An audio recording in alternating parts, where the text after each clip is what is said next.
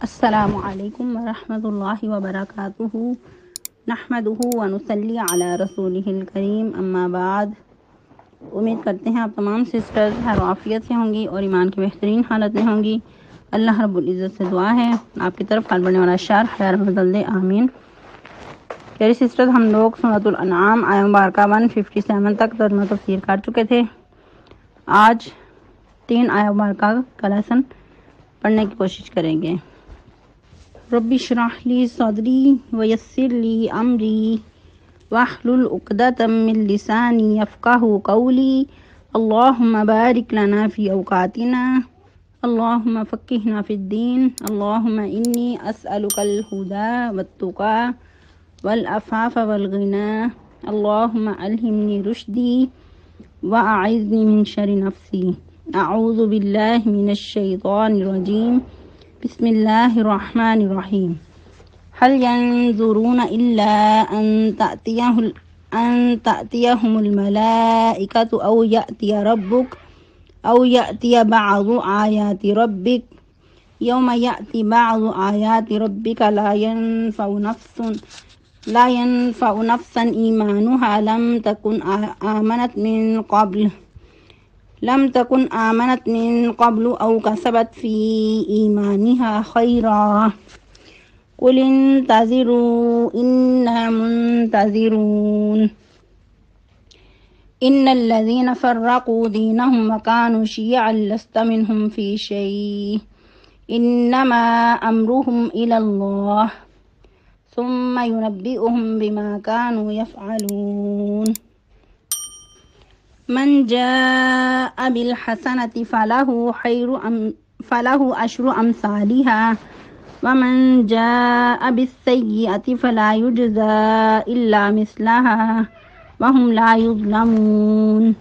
Translation: هل ينظرون، نہیں وہ انتظار کرتے، الا مگر ان تأتيهم الملائکہ، یہ کہ آ جائے ان کے پاس فرشتے، او یأتی ربک، یا آ جائے رب تیرا، او یأتی بعض آیات ربک، یا آ جائیں بعض نشانیاں رب تیرے کی۔ یوم یأتی بعض آیات ربک، اس دن آ جائیں گی بعض نشانیاں تیرے رب کی، لا ینفع نفسا، نہیں فائدہ دے گی کسی جان کو، ایمانہا، اس کا ایمان، لم تکن آمنت، کہ نہیں وہ ایمان لائی تھی، من قبل، اس سے پہلے، او کسبت فی ایمانہا خیرا، یا اس نے نہیں کمایا اپنے ایمان کے ساتھ کسی بلائی کو۔ قل انتظروا، کہہ دیجئے انتظار کرو، انا منتظرون، بے شک میں بھی تمہارے ساتھ انتظار کر رہا ہوں۔ ان الذین فرقوا دینہم، بے شک وہ لوگ جو جدا جدا ہو گئے یا تو فرقہ بازی کی اپنے دین میں، وکانوا شیعا، اور وہ خود بھی گروہ گروہ ہو گئے، لست منہم فی شیء، نہیں ہے آپ کو ان سے کچھ، انما امرہم الی اللہ، بے شک معاملہ ان کا اللہ کی طرف ہے، ثم ینبئہم، پھر وہ خبر دے گا ان کو، بما کانوا یفعلون، ساتھ اس کے جو کچھ تھے وہ کرتے۔ من جاء بالحسنۃ فلہ عشر امثالہا، جو لائے گا کوئی نیکی تو اس کے لیے 10 درجے ہیں مثل اس کی۔ ومن جاء بالسیئۃ، اور جو کوئی لائے گا برائی، فلا یجزی الا مثلہا، بس نہیں بدلہ پائے گا مگر ویسا ہی، وہم لا یظلمون، اور وہ کچھ ظلم نہیں کیے جائیں گے۔ تفسیر آیہ مبارکہ 158 سے۔ آج کا لیسن ایسا ہے کہ جو مشرکین مکہ کے جو مطالبات تھے ان کا ذکر کیا جا رہا ہے، اور یہ ایسا موضوع ہے کہ جو پہلے بھی گزر چکا ہے، اور قرآن کے بہت سارے مقامات پہ اللہ سبحانہ و تعالیٰ اس کے بارے میں ذکر کرتے ہیں، اور اللہ سبحانہ و تعالیٰ نے مشرکین مکہ کو 2 توڑ جواب بھی دیا۔ اس میں کیا فرمایا؟ هل ينظرون الا ان تأتيهم الملائکہ، یہ لوگ نہیں انتظار کر رہے مگر یہ کہ آ جائیں ان کے پاس فرشتے، او یأتی ربک، یا خود تیرا رب آ جائے، او یأتی بعض آیات ربک، یا تیری رب کی بعض نشانیاں وقوع پذیر ہو جائیں۔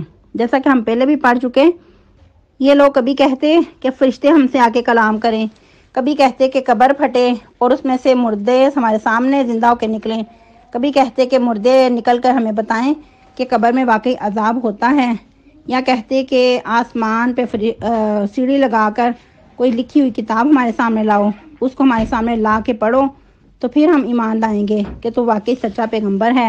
کبھی کہتے کہ چاند کو 2 ٹکڑے کر دکھاؤ، کبھی کہتے کہ اللہ کو ہمارے سامنے لے آؤ۔ الغرض کئی طرح کے مطالبات کرتے جو کہ انہوں نے ہیں، اور ایسے مطالبات ہیں کہ جن کے وقوع پذیر ہونے کے بعد انسان کو کوئی مہلت نہیں دی جاتی۔ مثال کے طور پہ اگر فرشتے انسان کو نظر آ جائیں، اس کے بعد پھر زندگی کی مہلت ختم ہے۔ اور فرشتے کب نظر آتے ہیں؟ موت کے وقت، حشر میں یا پھر قبر میں نکیر منکر کی شکل میں۔ تو یہ ایسے اوقات ہیں فرشتوں کے نظر آنے کے کہ اس کے بعد مہلت ختم ہو جاتی ہے۔ اگر انسان ایمان لے بھی آئے تو ایمان لانا فائدہ مند نہیں ہے۔ تو یاد رہے کہ یہ مطالبات مشرکین مکہ کس وقت کرتے؟ جب ان کو تمام نشانیاں واضح ہو جاتی اور یقین ہو جاتا کہ یہ واقعی سچا پیغمبر ہے، پھر سامنے کو لاجواب کرنے کے لیے اس طرح کے انہوں نے مطالبات کرتے۔ تو اللہ سبحانہ و تعالیٰ اسی چیز کا ذکر کر رہے ہیں کہ ان کے کیا مطالبات ہیں، فرشتوں کو لے آؤ، یا تیرا رب آ جائے، یا تیرے رب کی بعض نشانیاں سامنے آئیں۔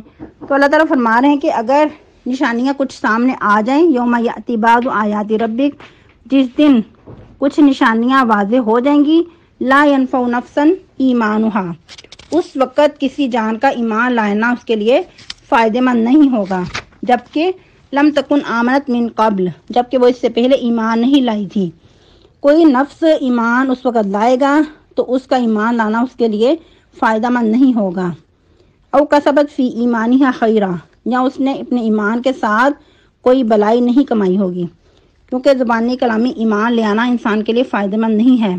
ایمان لانے کے بعد عمل صالح کرنا لازمی ہے۔ اللہ سبحانہ و تعالیٰ نے قرآن مجید میں جہاں بھی اس بات کا ارشاد فرمایا، ساتھ ہی کہا کہ وہ عمل صالحا، اور عمل نیک بھی کرے، تو پھر ایسے لوگوں کے لیے نجات ہے۔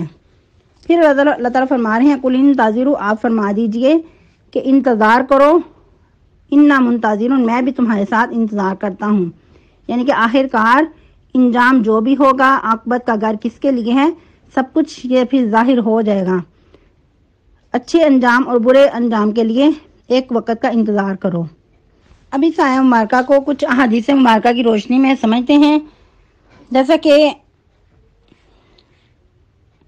نبی صلی اللہ علیہ وسلم نے فرمایا کہ جب قیامت کی 10 نشانیاں، قرب قیامت جو بڑی بڑی نشانیاں ہیں وہ ظاہر ہو جائیں گی، تو پھر قیامت بہت قریب ہے، اور یہ 10 نشانیاں ایک کے بعد ایک ظاہر ہوں گی۔ وہ کون کون سی ہیں وہ آپ لوگوں نے خود بتانا ہے۔ بڑی نشانیوں میں سے ایک سورج کا مغرب سے طلوع ہونا، کیونکہ ہر دن جب سورج غروب ہوتا ہے تو اللہ سبحانہ و تعالیٰ کے عرش کے نیچے سجدہ ریز ہوتا ہے، تو اللہ سبحانہ و تعالیٰ بھی اس کو حکم دیتے ہیں کہ جہاں سے روزانہ طلوع ہوتا ہے ادھر ہی چلا جا، اور وہاں سے ہی طلوع ہو، یعنی کہ مشرق سے طلوع ہو۔ لیکن جب اللہ تعالیٰ کا حکم ختم ہو جائے گا اور قیامت کا قرب ہوگا، اس وقت اللہ سبحانہ و تعالیٰ فرمائیں گے کہ آج مغرب سے ہی طلوع ہو۔ اس وقت پھر سورج اللہ سبحانہ و تعالیٰ کے تابع فرما ہو کر فوراً مغرب سے نکل آئے گا۔ اس وقت تمام کفار ایمان لے آئیں گے، لیکن اس وقت ایمان لانا فائدہ مند نہیں ہوگا۔ جیسا کہ ایک اور حدیث کے مطابق کہ توبہ کا دروازہ بہت ہی بڑا ہے اور ہمیشہ کھلا رہتا ہے جب تک سورج مغرب سے نہ طلوع ہو جائے۔ جب سورج مغرب سے طلوع ہو جائے گا تو پھر کسی بھی انسان کا ایمان لانا، توبہ کرنا اس کو فائدہ مند نہیں ہوگا، یعنی کہ توبہ کا دروازہ پھر بند کر دیا جائے گا۔ ایک اور حدیث کے مطابق سیدنا ابو ہریرہ رضی اللہ تعالیٰ عنہ فرماتے ہیں رسول اللہ صلی اللہ علیہ وسلم نے فرمایا 3 نشانیاں قیامت کی جو بڑی ہیں، جب وہ ظاہر ہو جائیں گی تو کسی شخص کو اس کا ایمان لانا فائدہ مند نہیں ہوگا جو کہ پہلے ایمان نہیں لایا ہوگا، یا اپنے ایمان میں اس نے کوئی نیکی نہ کمائی ہوگی۔ اس میں سے ایک نشانی سورج کا مغرب سے نکلنا، دوسرا دجال کا آنا، اور تیسرا زمین کا جانور یعنی کہ دابۃ الارض کا نکلنا۔ ایک جانور قیامت کے قریب زمین سے نکلے گا اور لوگوں سے باتیں کرے گا کہ لوگ اللہ پہ ایمان نہیں لاتے تھے، اور اس جانور کی جو شکل و صورت ہے وہ مختلف مفسرین نے بیان کی، کسی نے کچھ کہا، کسی نے کچھ کہا اس کے بارے میں۔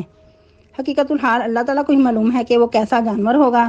البتہ یہ تو قرآن سے ملتا ہے کہ وہ لوگوں سے باتیں کرے گا کہ لوگ اللہ کی نشانیوں سے انکار کرتے تھے، ایمان نہیں لاتے تھے۔ پھر مزید سیدنا عبداللہ بن عمر فرماتے ہیں رسول اللہ صلی اللہ علیہ وسلم نے فرمایا کہ قیامت کی نشانیوں میں سے سب سے پہلے نکلنے والی نشانی مغرب سے سورج کا طلوع ہونا ہے، اور زمین سے ایک جانور کا دوپہر کے وقت لوگوں کے سامنے نکلنا ہے۔ دونوں میں سے جو بھی پہلے ہوئی دوسری قریب اس کے پیچھے ہوگی، یعنی کہ دونوں نشانیاں قریب قریب ہی ظاہر ہوں گی، ایک کے بعد ایک ظاہر ہوگی۔ مزید ایک حدیث کے مطابق کہ انسان کی توبہ قبول ہوتی رہتی ہے جب تک موت غرغر تک نہ آ جائے، یعنی کہ جب موت انسان کو سامنے نظر آ رہی ہے، ملک الموت اس کو نظر آ رہا ہے، اس وقت پھر توبہ کی مہلت ختم ہو جاتی ہے۔ اس وقت کوئی بھی شخص ایمان کا دعویٰ کرے کہ میں اب ایمان لایا ہوں، اب توبہ کرتا ہوں، تو پھر اس کا توبہ کرنا، ایمان لانا فائدہ مند نہیں ہے۔ زندہ مثال فرعون کی کہ جب اس نے دیکھا کہ میں ڈوب رہا ہوں، اس وقت اس نے کہا کہ میں اب توبہ کرتا ہوں، اور میں ربی موسیٰ و ہارون، کہ میں ایمان لایا ہوں موسیٰ اور ہارون کے رب پر، لیکن اس کا اس وقت ایمان لانا بالکل بھی فائدہ مند نہیں تھا۔ اللہ سبحانہ و تعالیٰ نے فوراً ہی اس کی بات اس کے ہی منہ پہ دے ماری کہ اب تو ایمان لاتا ہے، حالانکہ اس سے پہلے تو کافر تھا، بہت جابر سرکش بنا ہوا تھا، انا ربکم الاعلی کا دعویٰ کرتا تھا۔ اس کی تفسیر میں امام طبری رحمہ اللہ بھی فرماتے ہیں کہ آیت کا معنی یہ ہے کہ کسی کافر کو جو سورج کے مغرب سے طلوع ہونے سے پہلے ایمان نہ لایا ہو، اس کے طلوع ہونے کے بعد اس کا ایمان لانا اسے کوئی فائدہ نہیں دے گا، اور کسی مومن کو بھی جس نے طلوع سے پہلے نیک عمل نہیں کیا ہوگا، وہ مغرب سے سورج کے طلوع ہونے کے بعد اس کو فائدہ نہیں دے گا، کیونکہ اس وقت ایمان اور عمل کا حکم اس شخص کے ایمان اور عمل جیسا ہے جو موت کے غرغرے کے وقت ایمان لائے یا عمل کرے، جبکہ اس کا کوئی فائدہ نہیں، جیسا کہ اللہ سبحانہ و تعالیٰ نے فرمایا فَلَمْ يَكُ يَنْفَعُهُمْ إِيمَانُهُمْ لَمَّا رَأَوْا بَأْسَنَا، تو اس وقت نہ فائدہ دیا ان کو ان کے ایمان لانے نے جب انہوں نے دیکھ لیا ہمارا عذاب۔ پھر مزید اللہ سبحانہ و تعالیٰ فرما رہے ہیں ان الذین فرقوا دینہم وکانوا شیعا، بے شک وہ لوگ جنہوں نے تفرقہ بازی کی اپنے دین میں، وکانوا شیعا، وہ خود بھی گروہ گروہ ہو گئے، لست منہم فی شیء، تمہیں ان کے ساتھ کوئی سروکار نہیں ہے، انما امرہم الی اللہ، بے شک ان کا معاملہ اللہ کے سپرد ہے، ثم ینبئہم بما کانوا یفعلون، پھر وہ ان کو خبر دے گا جو کچھ وہ کرتے رہے۔ جیسا کہ دین اسلام توحید پہ مبنی دین ہے، اللہ کی وحدانیت پہ ہے، جیسا کہ آپ لوگوں نے بارہا سنا کہ نبی صلی اللہ علیہ وسلم نے فرمایا کہ ہم تمام انبیاء کی باپ ایک ہے، یعنی کہ جو دین توحید ہے وہ ایک ہی ہے، البتہ مائیں مختلف ہیں، ہم تمام بھائی اللاتی ہیں، تمام انبیاء اللاتی بائی بائی ہیں، کیونکہ مائیں جدا ہیں، ماؤں سے مراد شریعت ہے، لیکن جو دین ہے توحید کا وہ ایک ہی ہے، جیسا کہ اللہ کی توحید، یوم آخرت پہ ایمان لانا، انبیاء پہ ایمان لانا، انبیاء کی اطاعت کرنا وغیرہ وغیرہ، تو یہ ہر دور کا ایک ہی پیغام تھا، تمام انبیاء پیغمبر کا ایک ہی پیغام رہا کہ ایک اللہ کی عبادت کرو اور بتوں کا انکار کرو، اور ہم تمہاری طرف بھیجے گئے ہیں، ہماری اطاعت کرو۔ اس کے بعد وقت اور حالات کے تحت، ضرورت کے تحت شریعتیں بدلتی رہیں، شریعتیں مختلف تھیں، لیکن اگر کوئی انکار کرتا ہے ان چیزوں کا، اس کے اندر کوئی اختلاف کرتا ہے، تو پھر ایسے گروہ بندی پیدا ہوتی ہے۔ تو اللہ تعالیٰ فرما رہے ہیں کہ جو لوگ اپنے دین میں تفرقہ بازی کرتے ہیں تمہیں ان کے ساتھ کوئی سروکار نہیں، کیونکہ اللہ نے نہ تو کوئی یہودیت نازل کی ہے، نہ کوئی عیسائیت۔ اللہ نے کیا کہا؟ سماکم المسلمین من قبل وفی ھذا، پہلے بھی یہی تھا تمہارا نام اور آج بھی یہی نام ہے، لیکن افسوس کے ساتھ کہ آج اگر کوئی پوچھتا ہے کہ تم لوگ کس گروہ سے تعلق رکھتے ہو، ان کے پوچھنے پہ بتایا جائے کہ ہم مسلمان ہیں، تو سامنے والا اس بات پہ سیٹسفائی نہیں ہوتا، بلکہ اس کا یہی ہوتا ہے کہ پھر بھی بتائیں تو صحیح کس گروہ سے تعلق رکھتے ہیں۔ حالانکہ اللہ سبحانہ و تعالیٰ نے کوئی گروہ بندی نازل نہیں کی، اور نہ ہی قبر میں پوچھا جائے گا کہ کس گروہ سے تعلق رکھتے ہو۔ جہاں بھی ذکر آیا ہے کہ قیامت قبر میں 3 سوال ہوں گے، اس میں یہی ہے کہ من ربو کا، من دینو کا، من نبیو کا، تمہارا رب کون ہے، تمہارا نبی کون ہے، تمہارا دین کیا ہے۔ اس میں کسی بھی جگہ نہیں آتا کہ کسی اہل حدیث یا کسی دیوبندی، کسی بریلوی اہل سنت کے بارے میں سوال ہو۔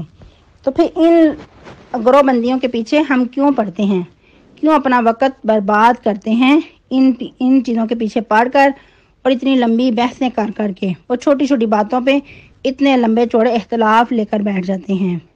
اور یاد رہے کہ چھوٹے چھوٹے اختلاف کا ہو جانا عین ممکن ہے۔ یہ چیزیں صحابہ کرام میں بھی ہو جایا کرتی تھیں، لیکن عقیدے میں اختلاف ہونا بالکل بھی اسلام میں جائز نہیں اور اسلام اس چیز کی اجازت نہیں دیتا۔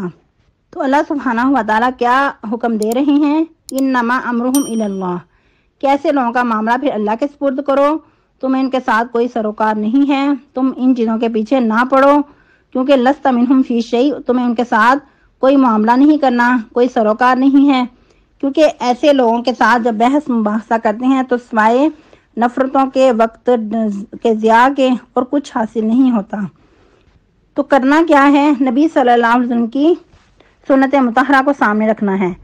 جس طرح کہ ایک مرتبہ عبداللہ بن عمر فرماتے ہیں کہ نبی صلی اللہ علیہ وسلم سے پوچھا گیا کہ اے اللہ کے رسول صلی اللہ علیہ وسلم، ہمارا دین اسلام کیا ہے؟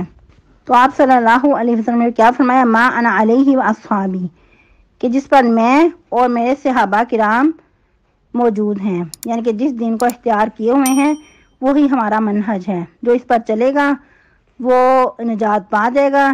ناجیہ فرقہ اگر کوئی چاہتا ہے تو یہی ناجیہ فرقہ ہے، جو اس سے ہٹ کر چلے گا وہ یقیناً بھٹک جائے گا۔ جس طرح کہ ایک اور حدیث کے مطابق سیدنا ابو ہریرہ رضی اللہ تعالیٰ عنہ راوی ہیں کہ رسول اللہ صلی اللہ علیہ وسلم نے فرمایا، یہود 71 فرقوں میں بٹ گئے اور نصارہ 72 فرقوں میں بٹ گئے اور میری امت 73 فرقوں میں بٹ جائے گی۔ پھر مزید فرمایا کہ ایک کے علاوہ تمام جہنم میں جائیں گے۔ تو پھر صحابی نے پوچھا کہ اس وقت ہم کیا کریں؟ کہا کہ جماعت المسلمین اور ان کے خلیفہ کے ساتھ چمٹے رہنا۔ کہا کہ اگر وہ بھی موجود ہوں تو کہا کہ اپنا ایمان بچاتے رہنا، تمام فرقوں سے الگ رہنا، چاہے تمہیں درخت کی جڑ چبا کر ہی گزارا کرنا پڑے، یعنی کہ سب سے کٹ آؤٹ ہو جانا، چاہے تمہیں الگ تھلگ رہ کر اپنا ایمان بچانا پڑے۔ اتنی نبی صلی اللہ علیہ وسلم نے اس کے بارے میں تاکید کی۔ لیکن ایک بات یاد ہے کہ آپ صلی اللہ علیہ وسلم نے یہ نہیں کہا کہ اس وقت اجتہاد قائم رکھنا، اختلاف سے بچنا ہے، کسی بھی گروہ کے ساتھ لگ جانا، ایسا نہیں کہا۔ کہا کہ اپنا ایمان بچانا چاہے جیسے بھی ہو سکتا ہے، چاہے جن بھی حالات کا تمہیں سامنا کرنا پڑے، مشکل سے مشکل حالات بھی آ جائیں تو لیکن اپنے ایمان کو تم نے سلامت رکھنا ہے۔ کسی ایسے گروہ کے ساتھ نہیں رہنا کہ جس کے عقیدے میں کوئی فرق آ جائے، جو جہنم کی طرف بلا رہا ہے، جو قرآن و حدیث کے منہج سے ہٹ کر چل رہا ہے۔ پھر اللہ تعالیٰ فرما رہے ہیں کہ انما امرہم الی اللہ، ان کا معاملہ اللہ کے سپرد ہے، ثم ینبئہم بما کانوا یفعلون، پھر وہی انہیں خبر دے گا جو کچھ وہ کر رہے تھے۔ دنیا پہ جو بھی انہوں نے اختلافات کیے، جس گمراہی میں مبتلا رہے، اللہ سبحانہ و تعالیٰ ان کو خبر دے گا، ان کے درمیان پھر اللہ ہی فیصلہ کرے گا۔ آج کے لیے اتنا ہی کافی ہے۔ سبحانک اللہم ربنا و بحمدک، نشہد ان لا الہ الا انت، نستغفرک و نتوب الیک۔ والسلام علیکم ورحمۃ اللہ وبرکاتہ۔